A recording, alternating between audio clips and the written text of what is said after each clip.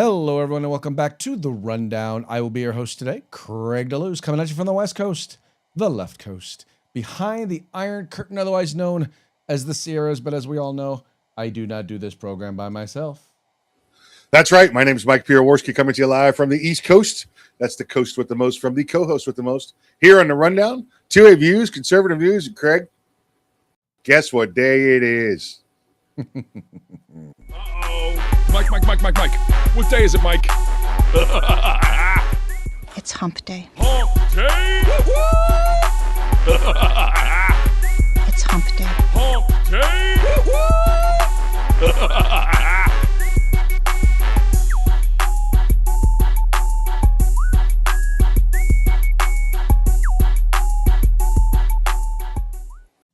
That's right, folks. Today is Hump Day. This is the day in which we attempt to begin the weekend, sometimes with success, sometimes not. But as we always like to say, the fun is all in the trying. I'm trying to make my shirt a V-neck like yours. Oh. How are we doing today, my friend? Good. Listen, so I apologize, wasn't able to be here. Monday I was traveling, got stuck at the airport. I think I told you about that. Tuesday was got called into work yesterday, but I did try to watch. I was in a really sketchy, bad signal part of town, so I was watching on the Book of Faces. I don't know if I had bad Facebook signal or just bad signal at all. But I did send you some messages. Did you get? I said I gave you some advice. What I wanted to see more on the show. I saw something. I'm trying to. The sad part is that I don't remember what I saw.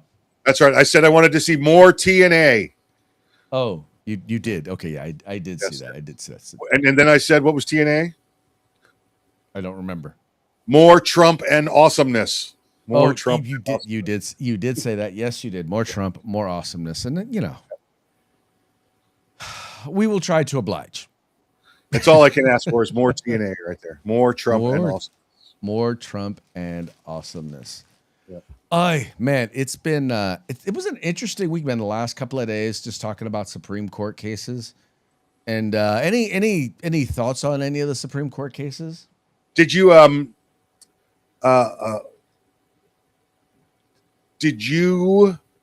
talk about Connecticut getting cert on the assault weapon ban? We did talk about both Connecticut and Illinois, I believe. 2 states got cert on the AW bans. So yeah, that's something that will be taken up next session. It's going to be a pretty big one, and I'm real curious to see. I'm real curious to see how it comes out. I just the problem is I'm having less and less. I have no faith in Justice Roberts, and I'm having less and less faith with Amy Coney Barrett. But I still believe that's one they gotta come on. It's gotta go our way. Listen, I think she's doing all right. The last couple of cases, she has had very positive things. Remember, and she had a couple of things where she didn't. In the cases that just come out, she didn't say anything. Remember, she wasn't on either side. Well, now we find out that they took cert. They gave cert in those 2 cases. Mm-hmm. Clearly, she had to be one of the ones that gave cert in those 2 cases. So, so I think that was why she didn't give signal before, because she said, "Hey, just wait a week. You'll see that I want to hear these cases." Right. My concern is that I'm hearing a lot of people on our team, on the Second Amendment team, just going, "That's it. We've won. They're going to take the cases." And I think that. No. I think that the people believe that once they take the case, they're going to grant everybody an AK and an AR at Christmas. Everybody's going to get one. And you're going to be able to have one no matter what. And I keep referring back to, I said, listen, the Bruins, the best decision we've ever had. I think we can agree on that, right? Yes. Look at the restrictions in there. It's not a blanket. Everybody gets a gun. Right.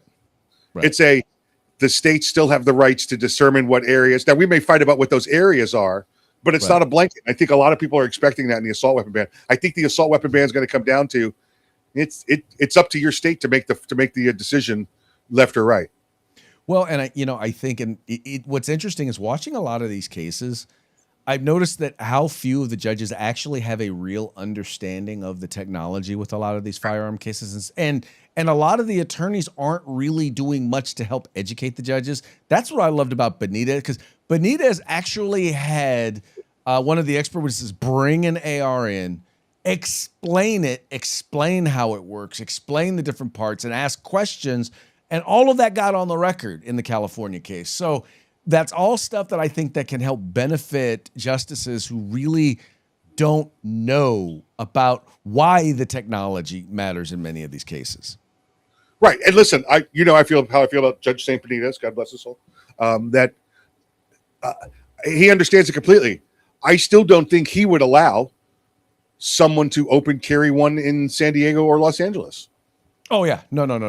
There are going to be they're going to allow some sort of restraint. I agree with you. I'm in agreement with you. It's not, and this court in particular has been loathed to just blanket. Okay, this is what's up. This is how it's going. But I think they are going to make it very clear. Look, this is the most commonly owned rifle platform in the world, if not the country, if not the world.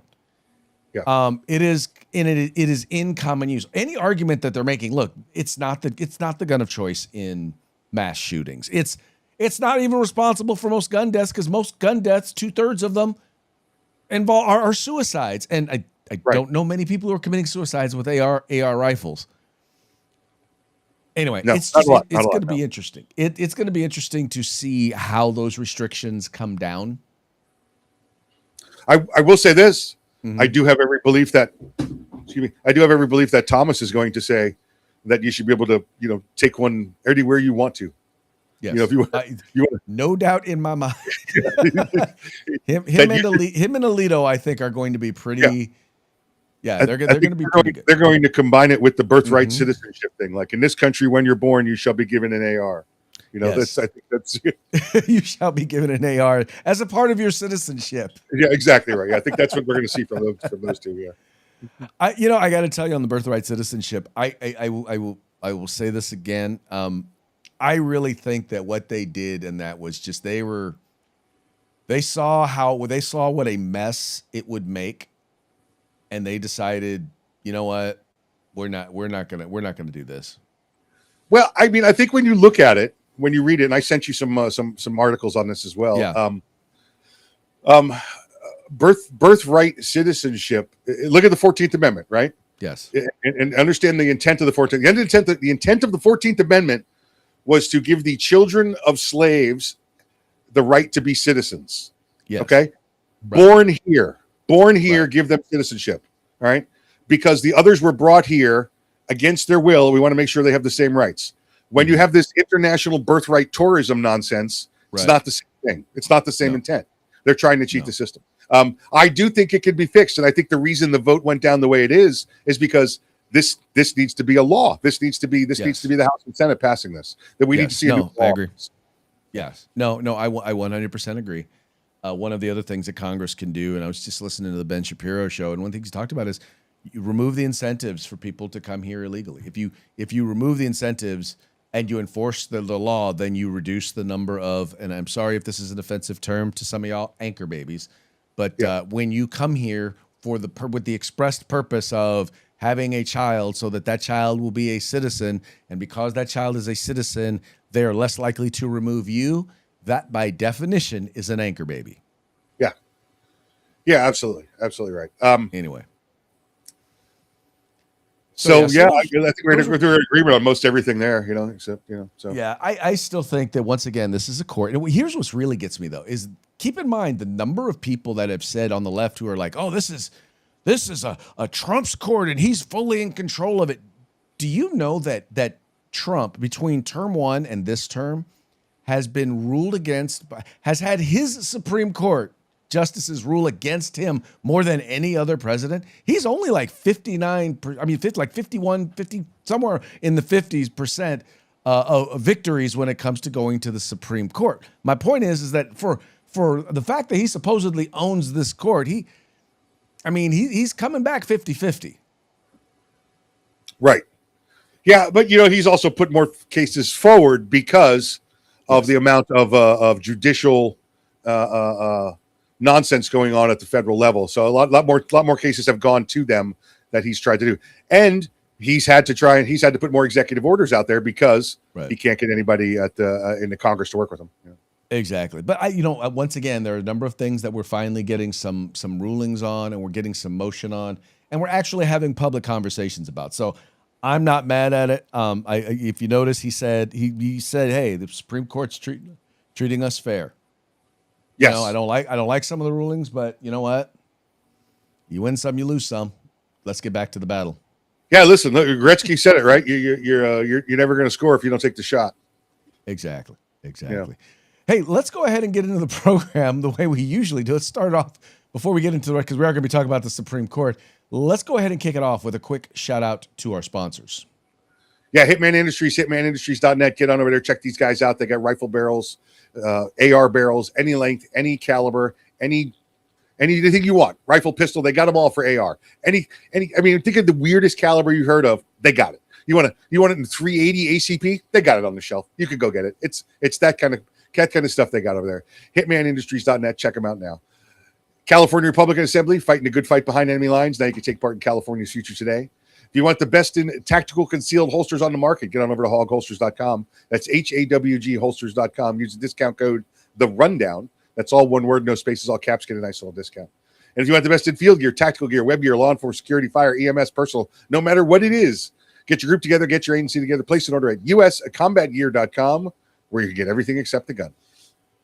Also want to encourage you, if you haven't already done so, please subscribe to the 2A newsletter. Get your Second Amendment news in your inbox Monday through Friday every afternoon.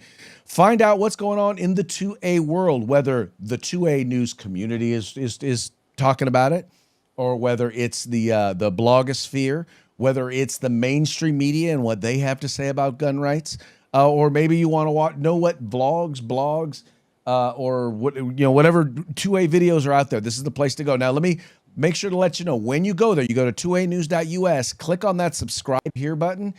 It'll take you in.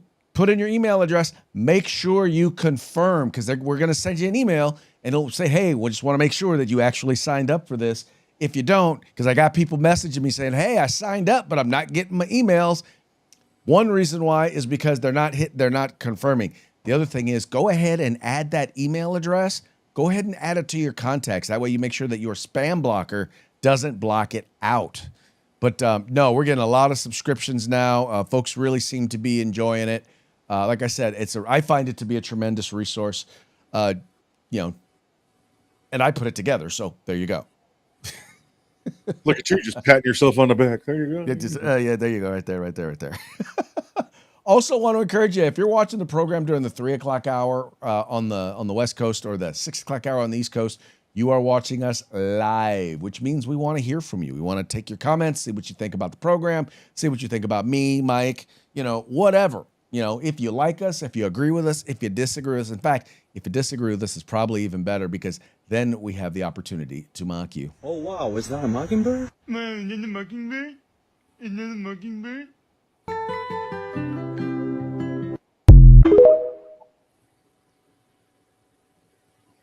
Get the mock out of here. Mock you. Hold on, I'm trying to separate us here a little bit here. Let me see something if I can get this done. If this is gonna work. No, it's got to wait. You have to wait till next. Right. I'm about to sound like you had something else going on over there. I gotta here. I tell you what I'm trying to do. I got a sticker. I'm gonna put it on my shirt. It's from our good friends over at the Gun Food, but that way it doesn't look like we're wearing the same shirt. I'll just trying to separate us a little bit. There you go. Oh, yeah. Well, yeah, you know what? Great minds think alike, right? All right. Let's get into today's news. Talking about the Supreme Court. Now, clearly the left is not happy with what's going on with the Supreme Court because I don't know, they're actually making decisions based on, for the most part, the law. And needless to say, you've got Democrats now who are talking about all sorts of reforms. One of them went on Morning Joe. This is Josh Shapiro, the governor of Pennsylvania, who's considered one of the leading candidates for the Democratic Party to be nominated for president of the United States.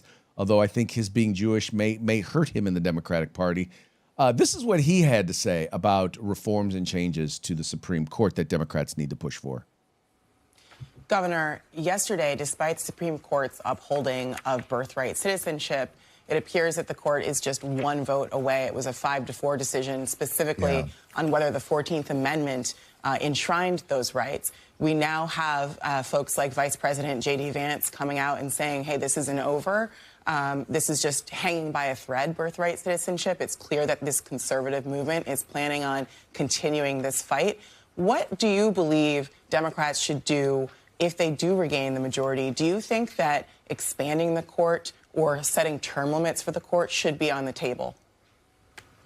I think everything needs to be on the table. I think we need radical reform that's actually going to ensure that the voices of the people are heard from, that the voices of the people are represented in the three branches of government. We don't have that right now.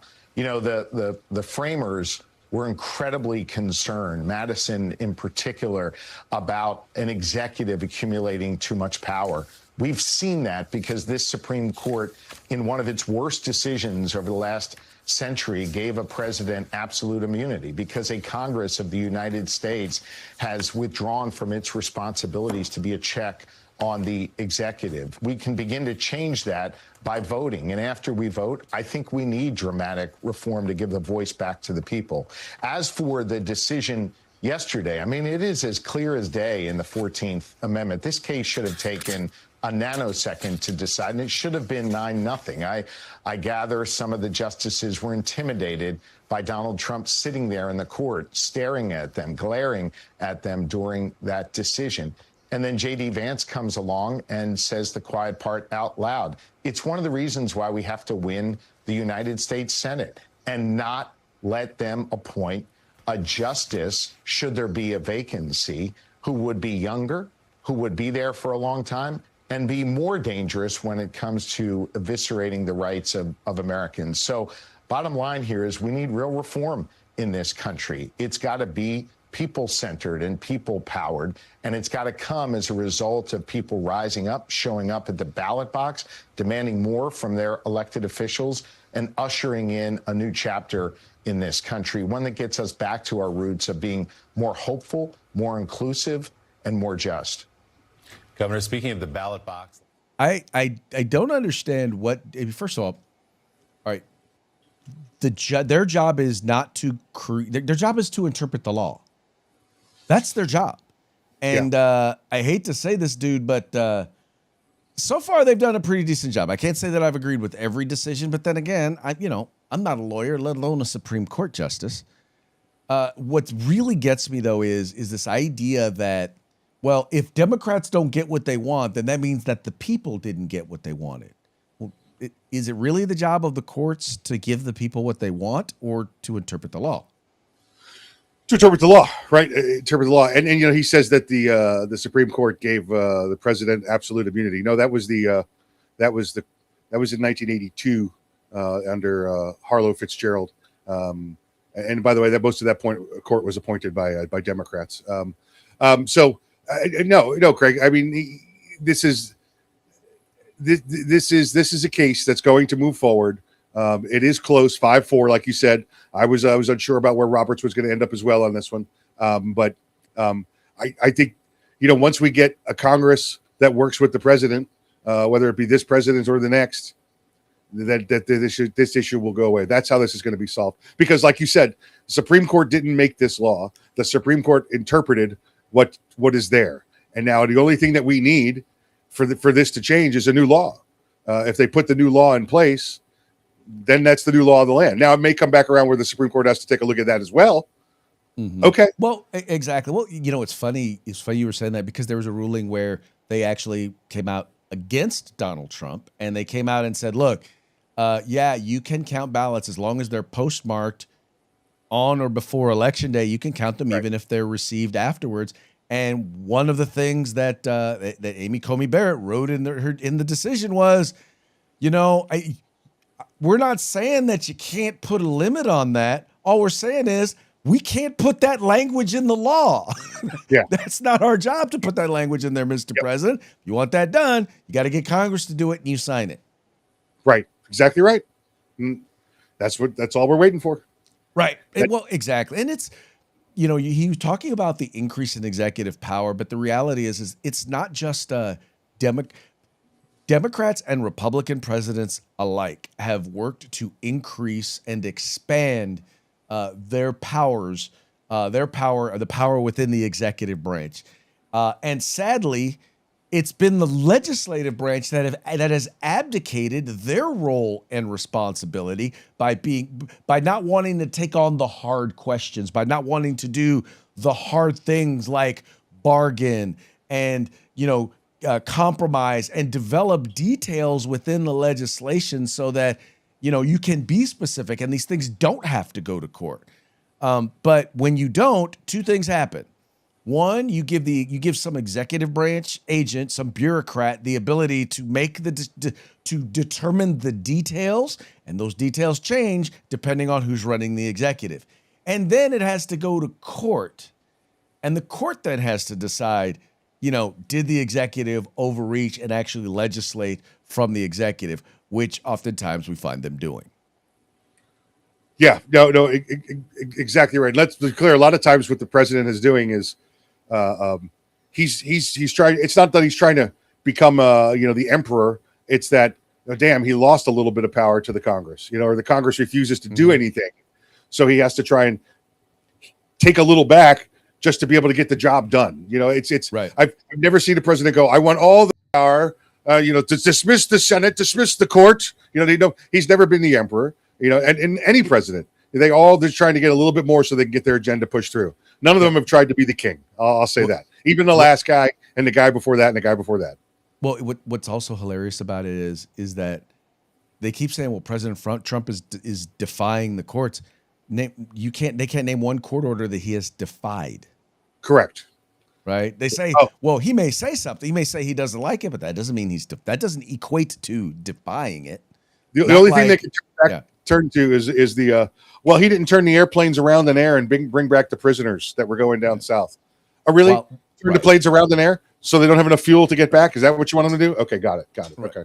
By the way, while at the same time ignoring that Joe Biden just said, yeah, no, I know the Supreme Court said I don't have the ability to forgive half a $1 trillion in student loan debt, but I'm going to do it anyway. Going to do it anyway.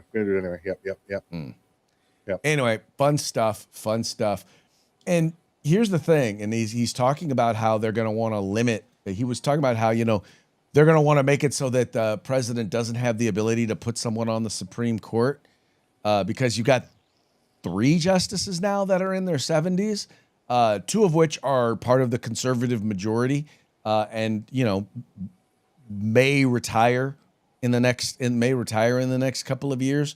Well, that's why it's important to Republicans and for Republicans for us to win the midterms, right?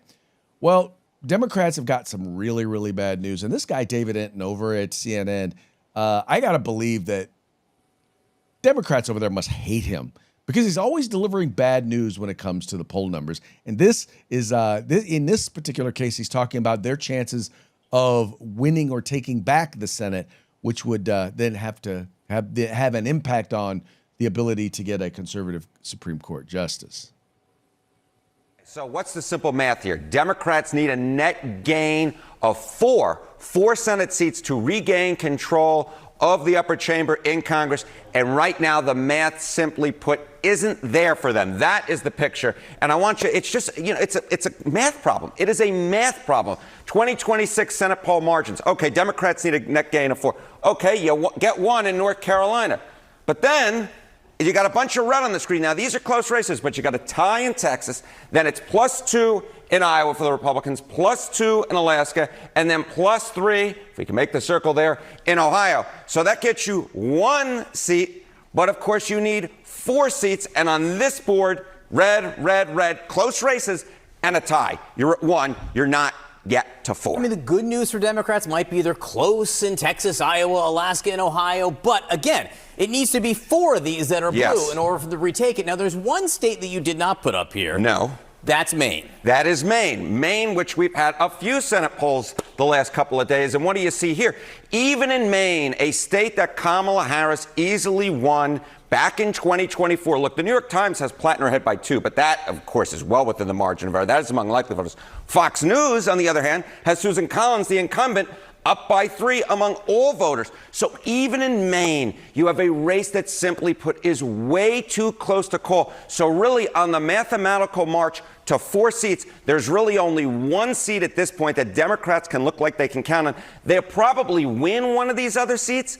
But again, that gets you only to 2, and you need 4. Yeah, you might think the Democrats would hope they look better given the war in Iran, given inflationary concerns. The question is their high water mark, or can they grow from here? They will need to grow. What are some of the reasons why they might be having a little bit of a harder time? The real reason why they're having a little bit of a harder time is these are red states, right? With the exception of with the exception of Maine, right? These were all states that Donald Trump won back in 2024. And look at this. The median, the 6 key Senate races. Look at this. The generic Senate ballot lead for Republicans. Look at that. In the median state is 6 points. And of course, the median right down the middle is what? 3.5, right? So you need to win states in which the generic Senate ballot lead is Republican plus 6, and then say the Dem Party is too far to the left. Look at this, 53%. So these are states that are just very hard to win because bottom line is what is holding them back is the fundamentals. And when you put it all together, Johnny B., and you look at the prediction markets, which I think really can sort of put this all together, chance to win the Senate. The Republican chances, as you noted, John, the environment is getting a little bit better for Republicans. On May 1, Republicans had a 51% chance to take back the Senate. Now it's a 59% chance. Look, Democrats have a shot here. There are seats on the table, but the fundamentals are against them. And that right now, they're only one of the seats where they need to be. The mathematical problem is there for Democrats at this point. They simply put, have a statistical math problem. So the thing that got me was, okay, I'm looking at those numbers and I'm like, you do know that all of those numbers are skewed towards the Democrats, meaning the ones where where the Republicans are up by 3 points, they're probably up somewhere between 7 to 10. In North Carolina, where they're supposedly up 7, I'll bet you they're maybe up 3. And the fact that you're going to call Texas a tie, now I get it. Paxton has some baggage, but if you think the state of Texas is going to elect howdy doody Richie Cunningham looking fake Christian, not quite so gay, maybe not gay, James Tallarico, you're nuts. Yeah. Texas is not, just on his gender policy alone, they're not electing him. That's just not happening. Not at all. He is so, how do I want to put it? He is so not Texas. Beto O'Rourke had a better shot than this guy. Yeah.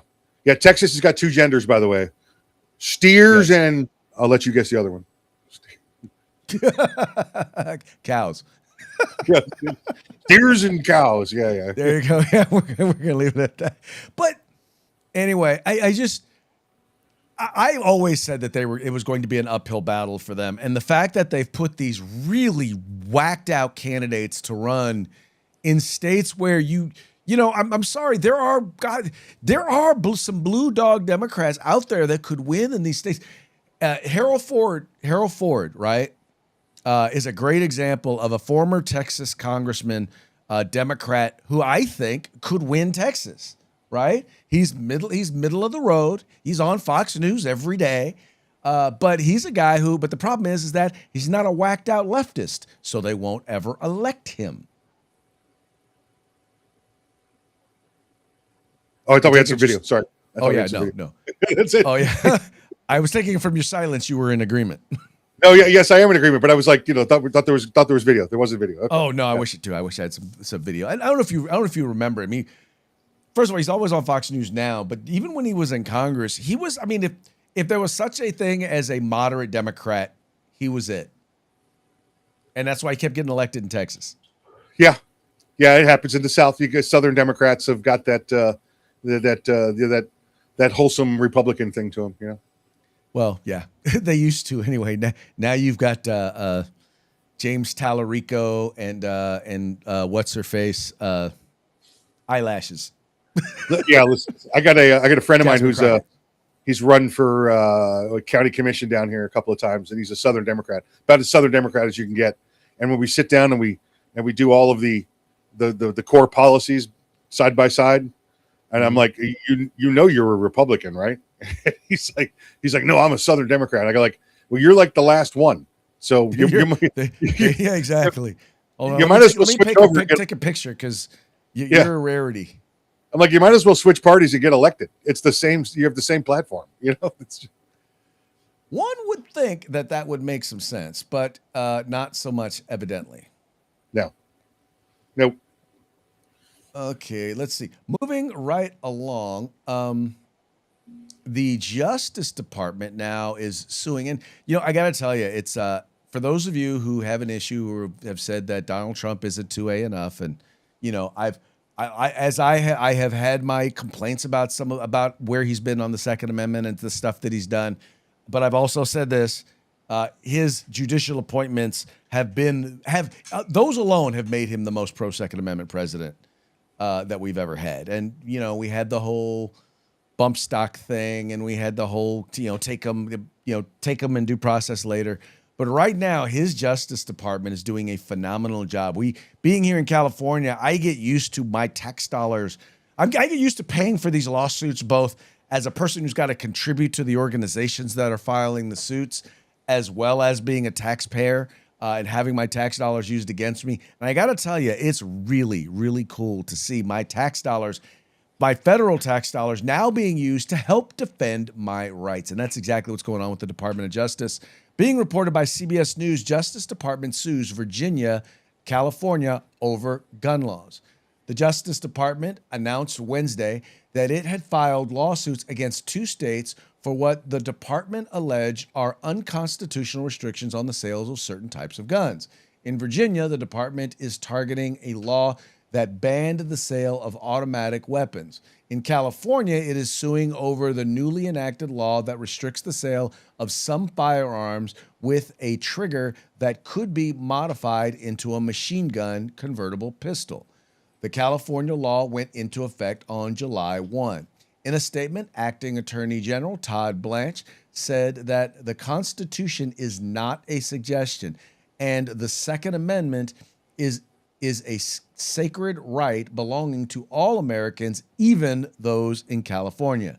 The DOJ said its Virginia suit, filed against both the state and the state police, alleges that the state's law unconstitutionally bans the purchase and sale of ordinary semi-automatic rifles owned by millions of Americans. Now, mind you, once again, we're talking about laws that ban the use or ban the purchase of commonly owned firearms, right?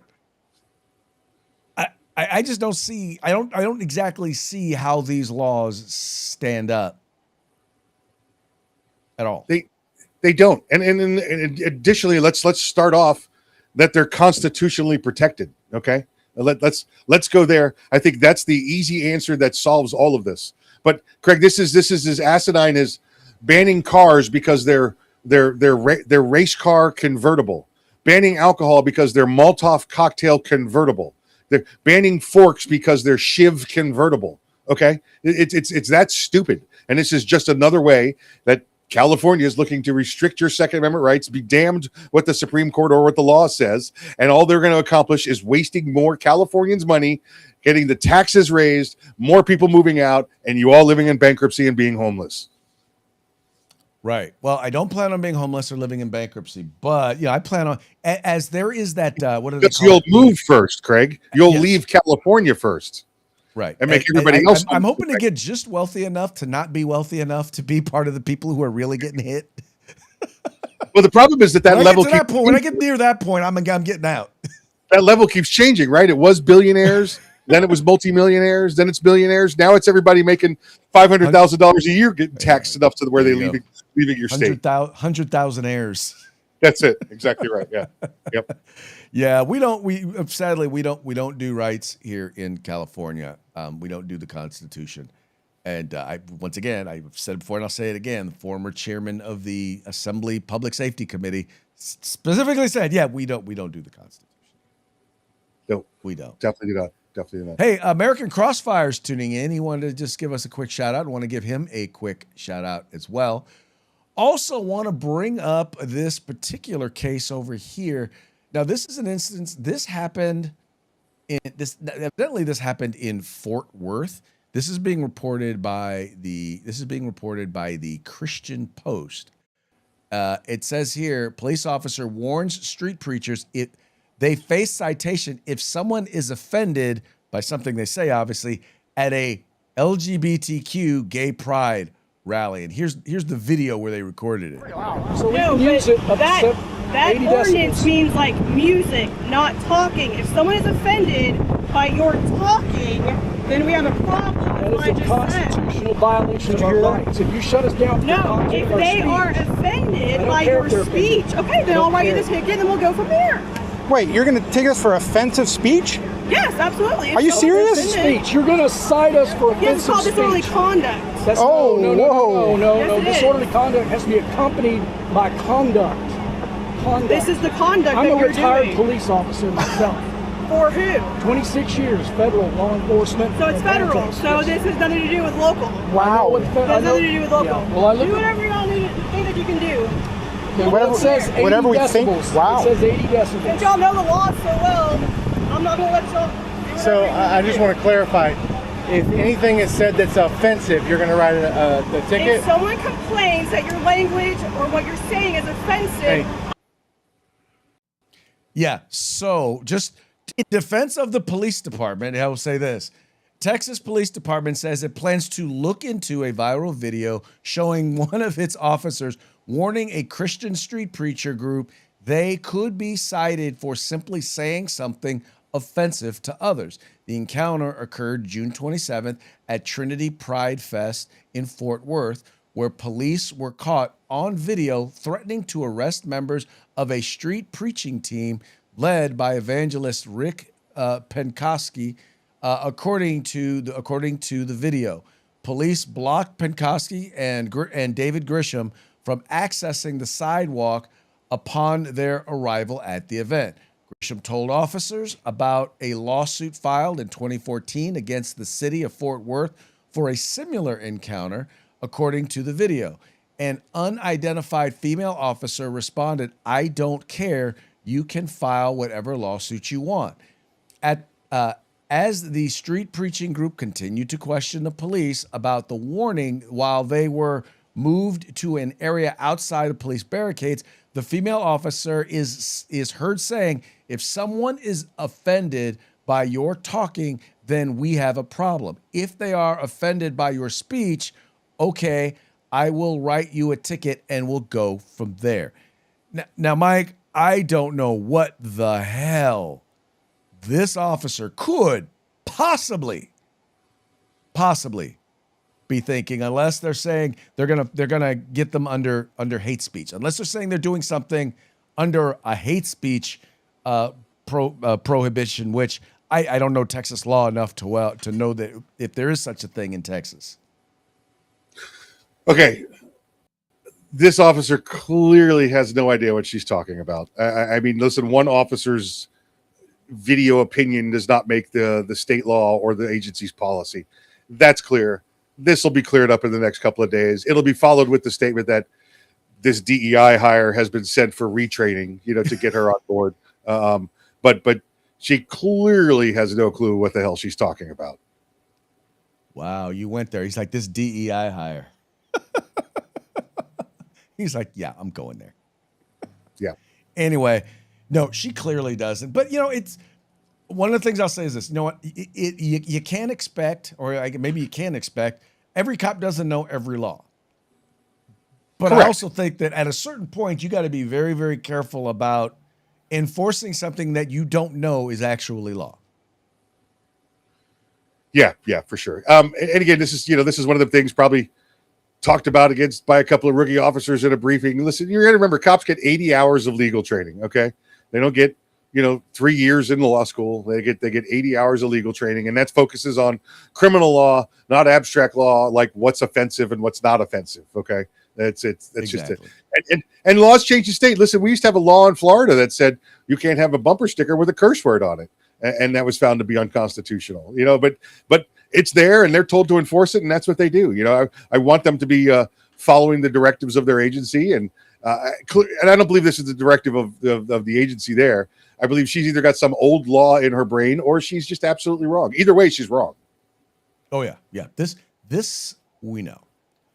All right, folks. Yeah. Well, that now brings us to our parting shots. Parting shots are brought to you by Hog Holsters. Just go to hogholsters.com. Use the discount code The Rundown, all caps, no spaces, one word, and get your Hog Holster today on discount. Today, our parting shots are going to be brought to you from the Babylon Bee. Fake news that you can trust. And the first one here, SCOTUS rules invading xenomorphs who hatch on Earth are officially citizens of Earth. Well, according to the recent ruling, yes. According to the recent ruling, that would be the case. Oh, here we go. Terrorists torn between going on violent jihad or getting elected as a Democrat senator. Is that Roy Kent? Who is that? No, I think that's the guy who's running in Michigan, who's going to be the Democrat nominee in Michigan. Oh, yeah, you're right. You're right. There you go. Here we go. Trump announces $5 trillion project to clone Clarence Thomas. Here's all my money. Take it. Here's my money. I'll kick in for that. Yep. Here's my money. Winning. Trump now rules entire world as Supreme Court declares everyone is American. It's what they've done. Okay, and we got one more here. Oh, well, that was the last one. There's the front page. Folks, if you have not subscribed to the Babylon Bee, like I said, I never read the articles. I don't look at the extra content, but the fact that they come up with these headlines that are hilarious, I got no problem kicking them down some cash just because I want to see them. I want to see them stick around. So if you haven't, you should at least consider it. And with that, we've come to the end of our program. But before we go, we're going to do like we usually do, and we're going to give a quick shout out to our sponsors. That's right. Hitman Industries, hitmanindustries.net. Get on over there. They got AR barrels and rifle caliber, pistol caliber, any length you desire, any caliber you desire. They got them for you. Also have a whole set of regular rifle barrels, regular pistol barrels, and regular shotgun barrels. Get on over there. Get what you need. Hitmanindustries.net. California Republican Assembly, fighting a good fight behind enemy lines. Now you can take part in California's future today. And if you want the best in field gear, tactical gear, web gear, law enforcement, security, fire, EMS, Boy Scouts, Girl Scouts, whatever it may be, get your group together, get your agency together. Place an order at uscombatgear.com, where you can get everything except the gun. And once again, I also want to encourage you, please take a moment, go to 2anews.us, 2anews.us, and subscribe to the 2A newsletter. Get your daily dose of 2A News today. And that's going to be it for today's program. Once again, we very much appreciate you tuning in. We appreciate you liking and sharing the program and encouraging your friends to do the same. We will be back tomorrow on Thursday, Throat Punch Thursday, having a good old time, and checking out the gun food. The gun food, yay! Thanks for being my shirt sponsor today. Thank you. There you go. There you go, folks. Yeah, check out the gun food. Trust me, they got phenomenal prices, excellent customer service. Patrick Collins over there, also a faithful viewer of the program. In any case, we'll be back tomorrow, Throat Punch Thursday. To then, y'all have fun, stay safe, and we will see y'all mañana.